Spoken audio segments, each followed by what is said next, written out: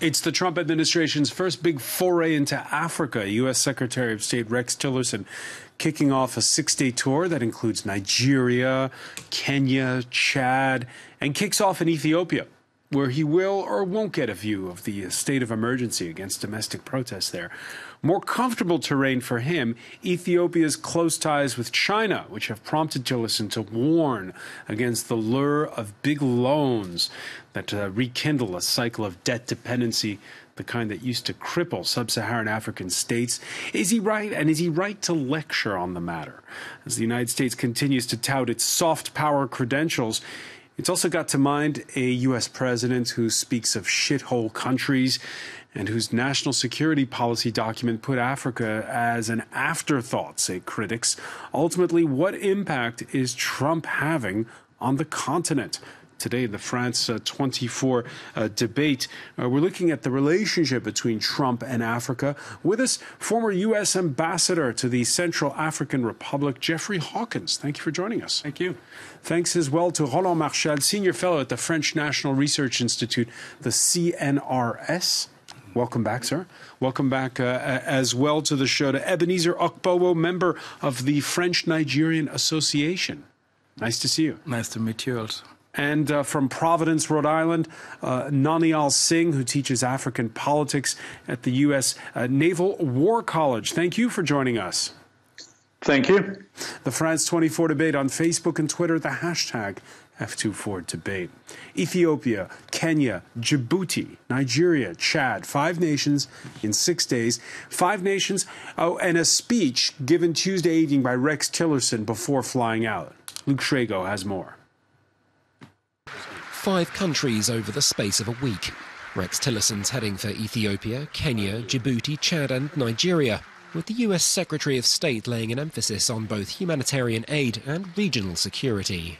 As we support important security efforts, we must work to find long-term diplomatic solutions to conflicts that cause so much human suffering. Today, I'm announcing $533 million in additional humanitarian assistance to fight famine and food insecurity. Much of that funding will go to help those suffering from drought in Ethiopia, along with people affected by conflict in both South Sudan and the ongoing fight against extremists in Nigeria and Chad, an issue of increasing concern following the deaths of 4 US troops in Niger last year. Despite highly derogatory comments about Africa from the US president 2 months ago, it seems Tillerson intends to try mending a few fences by referring to US partnership and promoting the rule of law along with strengthening African institutions, something he pointed out wasn't in everyone's playbook. This stands in stark contrast to China's approach, which encourages dependency, using opaque contracts, predatory loan practices, and corrupt deals that mire nations in debt and undercut their sovereignty, denying them their long-term self-sustaining growth. The US may be playing a game of catch-up when it comes to its vision for Africa under Donald Trump.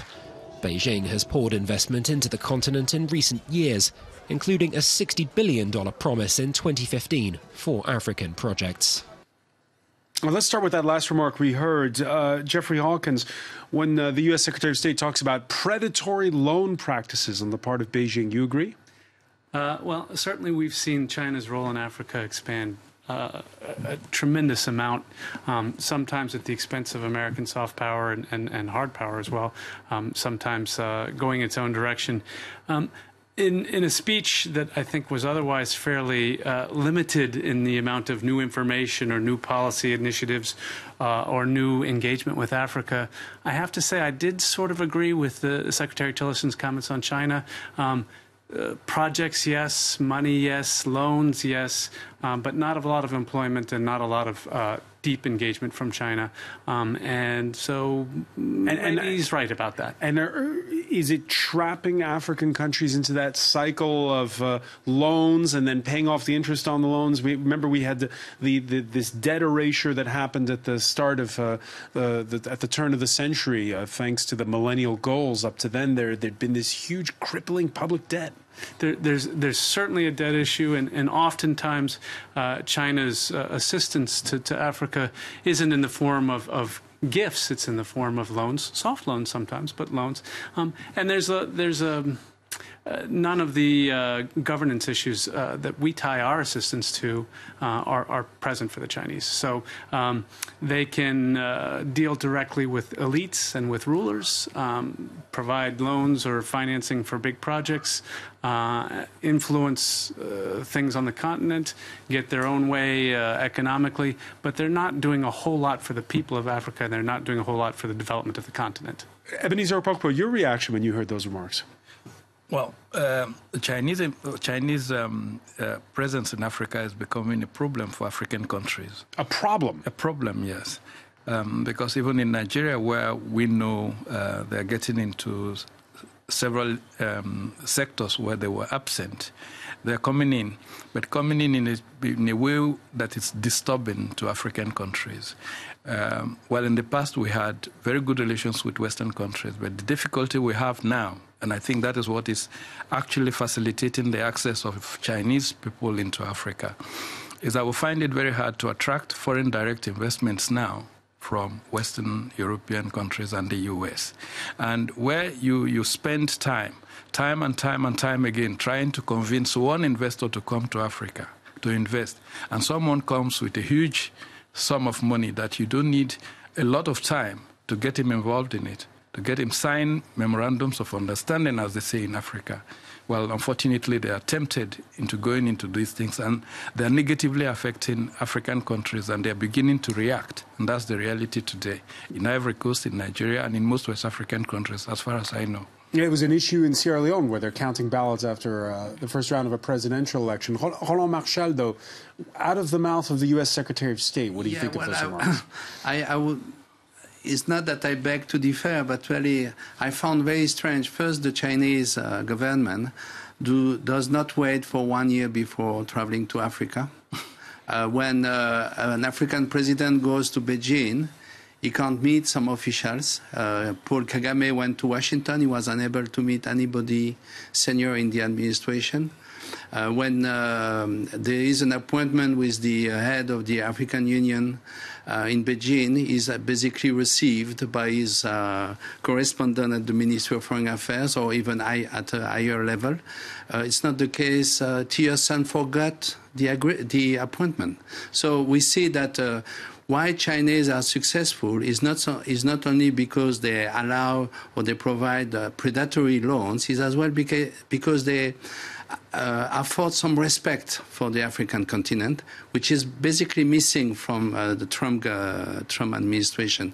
The second thing that we have to say is it's very strange that in such a speech, the only real argument is only to point to an enemy or rival, and without offering a more positive vision of what the USA could offer to the African continent now under the Trump administration. So again, personally, I understand all criticisms made on the Chinese policy towards the continent. I mean, to a large extent, it makes sense.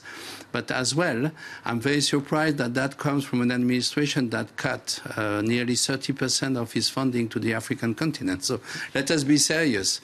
You can't just be denouncing the policies of others if yourself you actually play according to the same logic.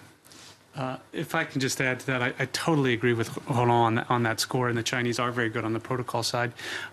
In some ways, the choice of the countries that Secretary Tillerson has made is logical. Those are all important partners for the United States. But you kind of have to see it as an apology tour as well. It's sort of the mirror opposite of what the Chinese do. He's going there presumably to make nice with Chad, after including Chad in the visa ban, and surprising them to make nice with the AU after scorning Mr. Faki when he came to Washington. He's going there to make nice with Nigeria after the president, I think, talking about Nigerians going back to their quote-unquote huts. That's the opposite of the respect that the Chinese government tends to give African leaders when they interact with them. Nani Al-Singh, you agree? Mm-hmm. 100%, but I think the very big challenge here is, like you said at the very top of the show, the gap between Tillerson and Trump. So Tillerson can go in and he can try to do things, but given what Trump has said, he's not in a position to deliver very much. So he can't deliver money because there's no money associated here. And as a matter of fact, the administration has threatened to cut many of the programs which he's touting, like PEPFAR. He can't deliver respect necessarily because the respect is limited to himself and Nikki Haley. But the level of engagement isn't going to be very high because Africa isn't a large part of the Trump administration's vision, which then goes to the point that Roland Marchal was talking about, which is that if the Trump administration's vision is one of America first, it makes it very hard for them to sell that vision to other countries. But by the way, let me just put in one minor disclaimer here. I speak for myself here as a scholar and not for my employer or the U.S. government. But if the vision of the administration is one which is focused on domestic policy and one which views any interchange between countries as being zero-sum and being competitive, then what can they offer as a vision to African countries? The Chinese say that this is a mutual benefit. It's a mutual economic benefit, mutually respectful exchange. Whether that's true or not, that's at least the language that they use. Right now, there's a big challenge for Tillerson, who does have a lot of experience in Africa doing trade. For example, consider the Exim Bank. That almost got canceled. The nominees had trouble going through. I didn't track it after December. But the primary tool by which U.S. government, U.S. companies engage with Africa in terms of commerce has been severely hobbled. The Africa positions in the State Department haven't been filled. Basically, what's happening here is counterterrorism. The countries which are chosen are important counterterrorism partners. And a lot of the engagement with Africa is coming not from Tillerson, but from the Pentagon. Well, you say positions haven't been filled. Nani Singh, at least he was welcomed by an ambassador, which there was no U.S. ambassador to Ethiopia when we were there last summer for the African Union Summit. He's filled at least that position. But we also have the position of Assistant Secretary of State for Africa. It's extremely important that a year into this administration is still unfilled. We have a very able diplomat, very experienced diplomat filling in, but that is not the same thing. Nani Singh, let me just ask you, is this on purpose that he's not filling these positions? No, for two reasons. One of them is I don't think very much that we're seeing here is on purpose. This administration has a lot of things happening, but very few of them appear to be deliberate choices. But the second is that Africa is at a fairly low priority. And so what you're seeing here is that Africa policy is the side effect of other things that are happening. There's an attempt to restructure the State Department, and there's a good deal of gridlock. And they don't think that finding look, there is a nominee. There is someone who everyone expects will fill that slot.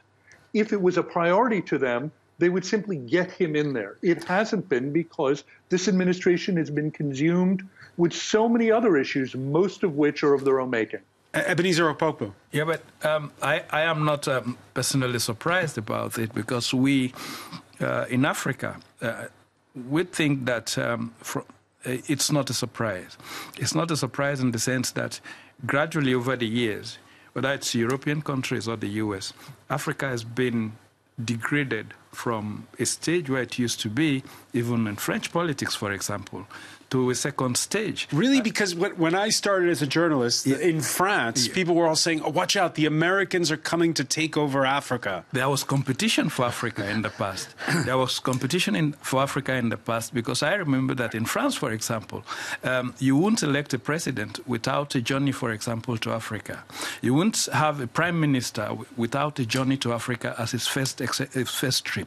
Today, French prime ministers don't go to Africa anymore because we are no longer on the radar, if that's the truth. But isn't the radar increasing in the United States as you have larger diasporas? You've got, for instance, a big Nigerian community in the Houston area. No, because everyone is, well, we can pretend America has a president who says America first, but Europe has policies that seem to say also that it's Europe first, and Africa is gradually degrading from the place it used to occupy in European and French politics to a second stage. And so I am not personally surprised. And with the recent declarations of the President of the United States, the position is not filled, and I feel that only those who probably don't hear these declarations would be surprised that yes, these positions are not filled in the State Department. Roland Marchal. No, I would differ. I think if we look the French politics in the 60s, 70s, what you describe is pretty true, but you should add the explanation. African money was paying for French political parties. Therefore, at one point, you have to visit your donors and thank them for their generosity. Okay. Today, when we see it's much less or marginally the case today, I believe, or not the case at all. It's a matter of discussion, nuance. But certainly, what I see as well is Emmanuel Macron went to Gao very early in his mandate. He's been, 6 times to the African continent? He went. He spent as well quite some days trying to mobilize support for the G5 Sahel. Of course, he does it for what he perceives as French interest and the way to maybe diminish the burden on Operation Barkhane. Yes. Yet, African leaders are involved. And yet, this may eventually help a number of African states to to escape the heat of terrorism. I agree. One may agree or do not agree with this, but certainly we see that time is spent by leading a president, in this case, Minister of Foreign Affairs. Well, it's very rare that we see that today. That's the first time we see Tillerson spending. I think we have to be fair with Donald Trump. Is it true that? When he went to the UN General Assembly, there were 4 sentences. We'll have to, Roland Marchal, we're going to have to take a quick break. We're going to pick up on this point when we come back. Stay with us. You're watching the France 24 debate.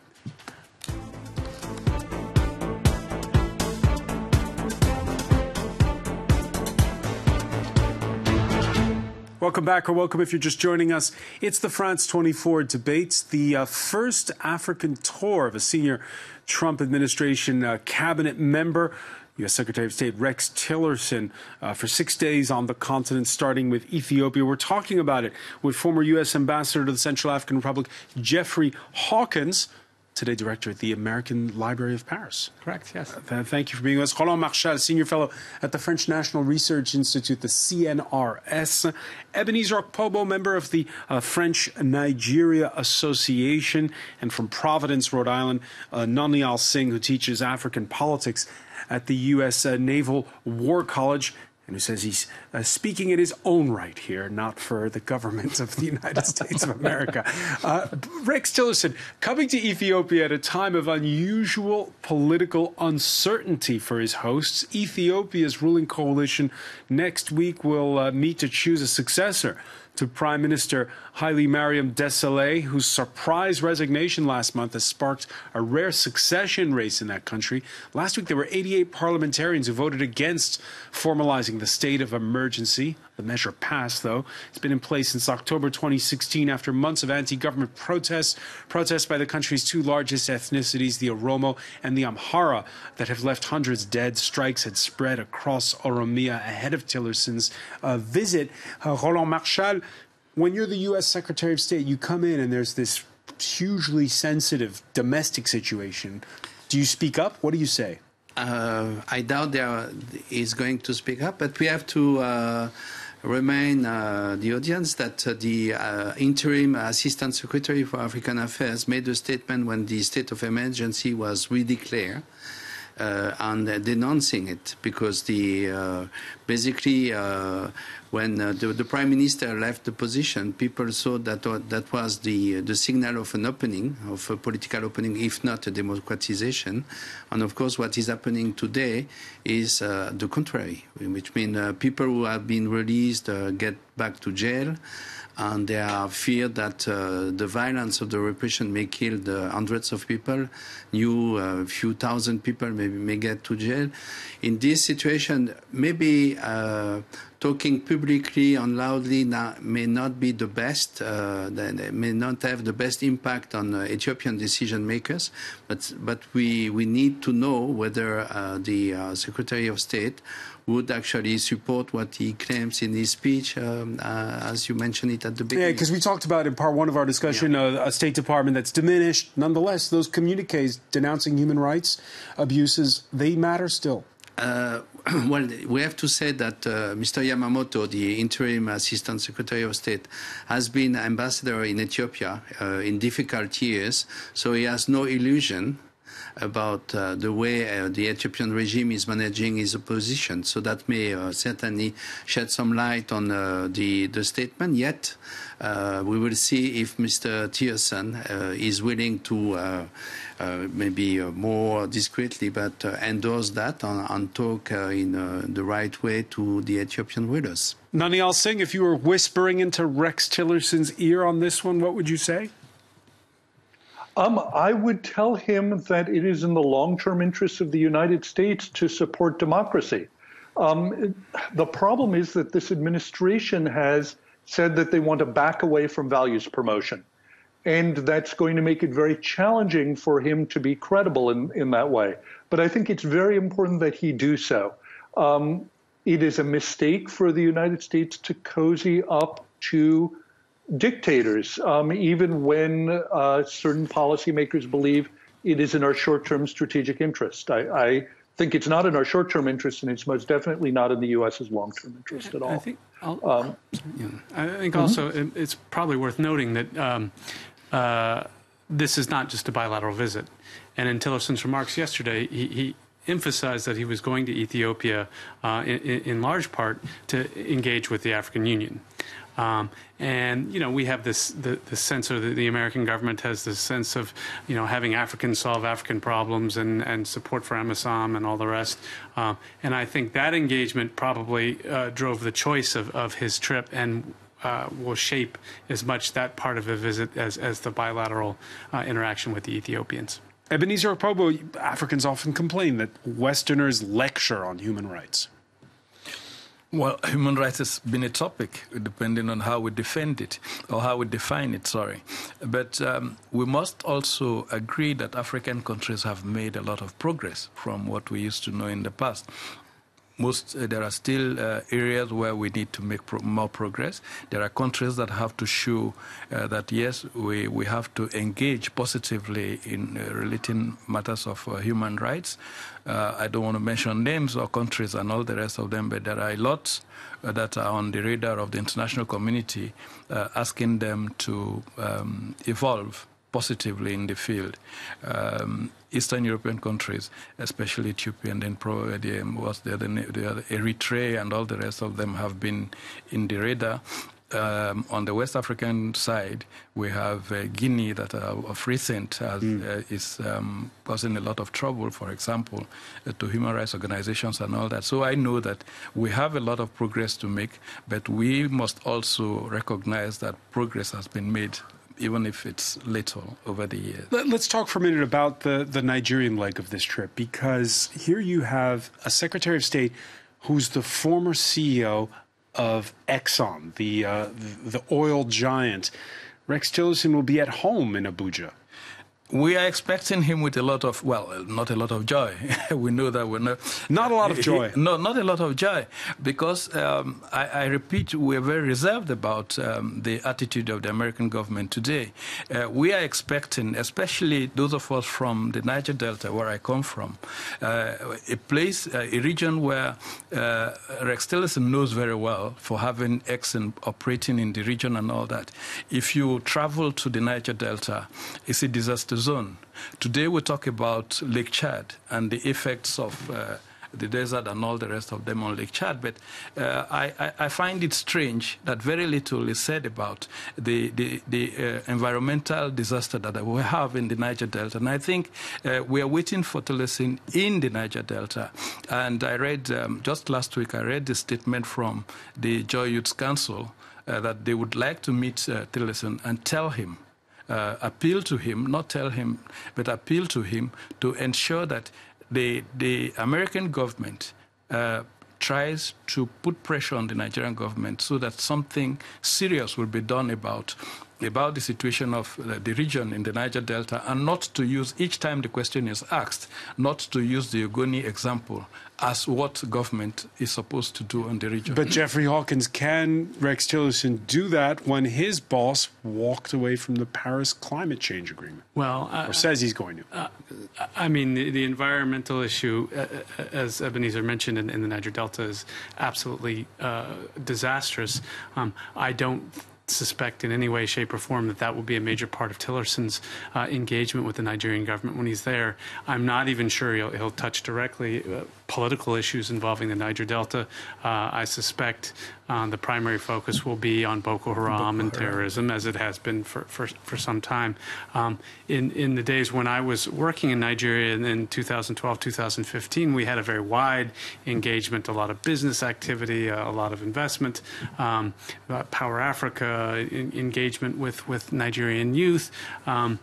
We've seen so little of that on the Trump administration, and when Tillerson talks about the administration's initiatives towards Africa as a whole in his speech, they're all retreads. It's all the same things that have already been initiatives that have already been put out by the Obama administration or even the Bush administration. And I suspect that dialogue with the Nigerians is going to be pretty focused on terrorism, perhaps on some shared business interests. Of course, Niger Delta, both Exxon and Chevron are very big players down there. And on that issue of terrorism, yeah, no, sorry, just one sec. Nothing else. Go ahead. Sure. The point here is that actually there's a history of the last two administrations had much more engagement with Africa than this one does. And the point that makes is that this is not a partisan issue. The Bush administration dramatically increased AIDS funding for Africa through the PEPFAR program, which was a bipartisan program. The Obama administration did less that was new for a variety of different reasons, but they did do Power Africa.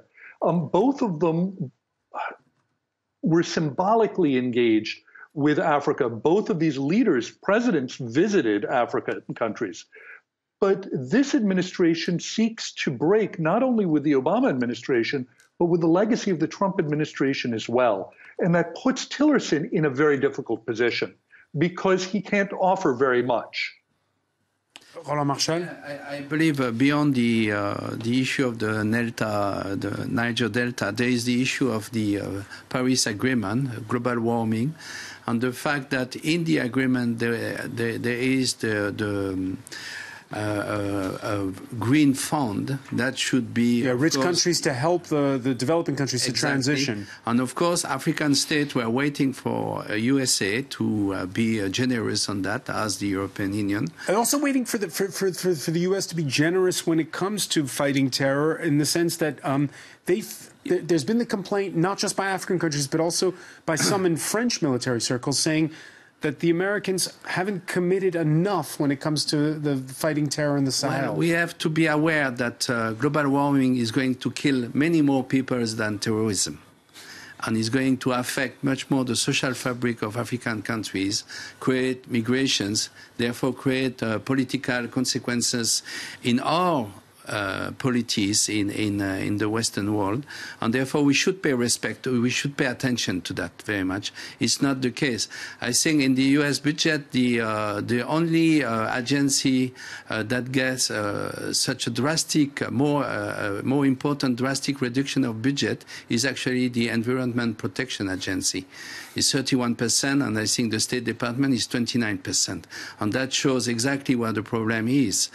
This is really a very important issue, and I want as well to underline that the decision not to fund health program because there will be some kind of family planning activities in them is something that will make deteriorate very much the situation of women in many African countries, in the poorest African countries, where actually terrorism is developing. So I would say congratulations for that. All right. The U.S. nonetheless, though, does commit a lot. There's some 6,000 U.S. troops on the African continent right now. That's right. And if we talk about American activism on the African continent, we're talking about assistance, and Tillerson mentioned $533 million in humanitarian assistance. But mostly these days we're talking about AFRICOM, the U.S. Africa Command, and our engagement on the security and military fronts. And AFRICOM, contrary to the State Department, faces none of the same budget problems that the State Department does, and certainly is able to lead a robust engagement with African countries, and that's a good thing. And the fight against terrorism is important on the African continent as it is elsewhere, but it cannot be the only thing in American engagement. And this visit by Secretary Tillerson notwithstanding, that seems to be a large part of what the Trump administration has to offer on the continent. All right, so the government is disengaged to a degree. There's consensus on the panel when it comes to that. Nonetheless, the U.S. still wields a lot of influence. There's still a lot of soft power on the part of the United States. Nanial Singh, with the current success of the Hollywood movie Black Panther, you penned a piece in the Washington Post where you imagined an Africa that without the slave trade and colonialism might look very much like the fictional country of Wakanda. But you complained about the current brain drain in particular in that piece. You say right now the United States alone has more African doctors than the countries of Ethiopia, Ghana, Liberia, Tanzania, Uganda, Zambia, and Zimbabwe combined. That's not the fault, though, of the United States. No, nor is it the fault of these doctors. But if we're going to try to allow African countries to develop African solutions to African problems, they're going to need the technical capacity and wherewithal to do so. And right now, unfortunately, that's lacking, in part because it is difficult for doctors and scientists to complete their training at home, so they often go abroad, in part because the work conditions at home are a good deal less than they would be abroad. So even if you want to stay in your home country, there isn't always the opportunity to do so, or if you do take a job, there are sometimes problems getting paid. But one way or the other, there needs to be some sort of understanding that there are important issues here that need to be tackled and that this is of mutual benefit. Some of these have to do with climate change, the environment, and the impact of that on agriculture. Some of this has to do with disease. The budget, threatened the CDC. And I think it's in everyone's benefit very clearly if pandemic disease is, if we have a strong scientific program into pandemic disease, and if we come up with solutions for addressing pandemic disease very quickly before you have an Ebola spreading across West Africa and possibly threatening to go somewhere else. Now, Nanial, the argument that's been made by many conservatives in Washington is that the best way to help Africa is not through the government, but through the private sector. They point, for instance, to remittances, the money that families send back through wire services to the African continent. They say those are the best vectors for development on the continent. And there's certainly a number of Africans who agree with them. But the irony is that you can't say that remittances are better than aid at a time when immigration is being cut. In fact, all of these are the legs of the stool. You need remittances, you need aid, you need trade. But more broadly, you need a sense of these being common problems and a desire to engage constructively with the continent. And unfortunately, that's something which has been a challenge. Jeffrey Hawkins, on that point? I couldn't agree more. And, it's wonderful to talk about the private sector, but there are places in Africa, regrettably, where the private sector doesn't exist. Where I was ambassador in Central African Republic, and Holon knows this country very well, there is no state, and there is no private sector. And the international community, to the extent that there is any sort of stability in a country like that, is providing whatever backbone there is. And in that particular country, for example, the budget of Doctors Without Borders was twice as much as the Ministry of Health.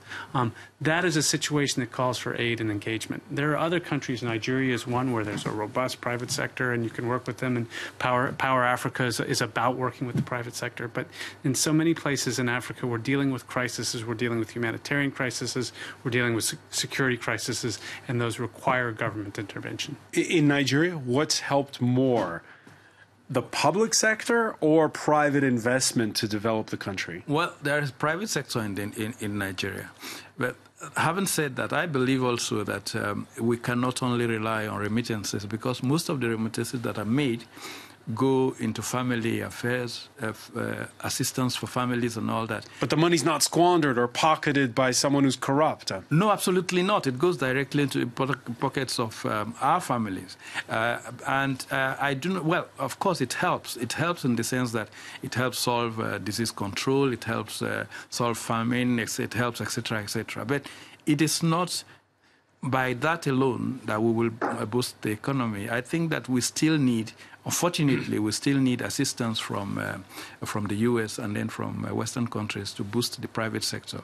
The public, why today people don't like the public sector is because the corruption is more in the public sector than it is in the private sector. When we talk about corruption, for example, in Nigeria, it's more about contracts that are awarded by governments to individuals to perform for infrastructural projects.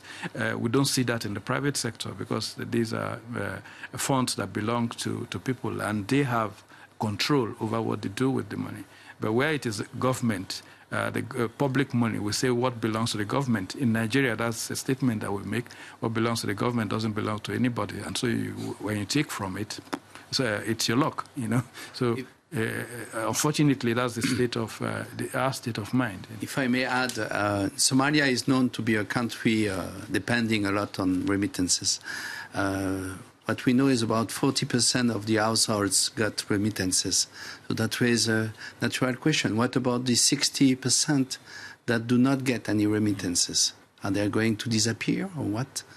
The second issue is... that's a country where there's a failed state, effectively. Yeah. And well, again, we have so many nuances because Somaliland is not that failed state compared to the perception people have of the South, and yet we see that the youth is leaving because they don't feel that there is much of a future in Somaliland. So that raises uneasy questions. The second point is the U.S. policy, for what we have discussed, is basically concerned by terrorism.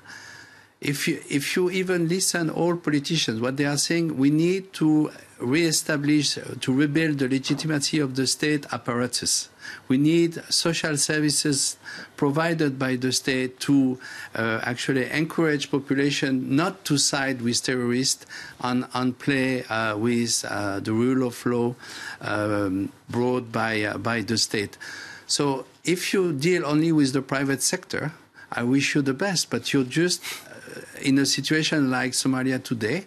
The private sector is very strong, as well as Shabab. I'm not saying that it's directly connected, but basically there is a lack of sense of nationhood that allow groups such as Shabab or other terrorist groups or jihadi groups to provide another political identity. And they are extremely successful.